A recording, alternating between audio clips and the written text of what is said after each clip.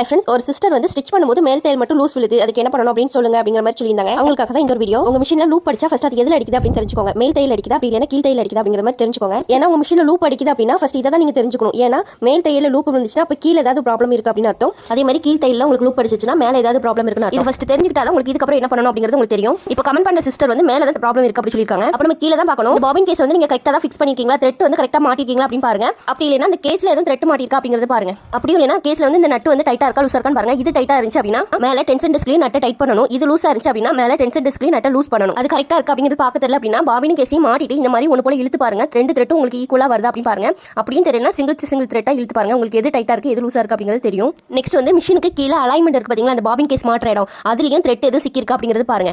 இவ்வளவு ப்ராப்ளம் இருந்தாலும் உங்களுக்கு லூப் அடிக்க தான் செய்யும். இது போக உங்களுக்கு லூப் அடிக்குது அப்படின்னா மேல த்ரெட்டை ஒழுங்கா மாட்டிருக்கீங்களா அப்படிங்கிறதையும் பாருங்க. அப்படி இல்லைனா அந்த டென்ஷன் டிஸ்க் இருக்கு பாத்தீங்களா, அதுல நெட்டை டைட் பண்ணி லூஸ் பண்ணி பாருங்க. அதை ஸ்டிச் பண்ணிட்டே டைட் பண்ணி லூஸ் பண்ணி பாருங்க. இவ்வளவு விஷயம் இருக்கு, இன்னமும் இருக்கு. நான் உங்களுக்கு லாங்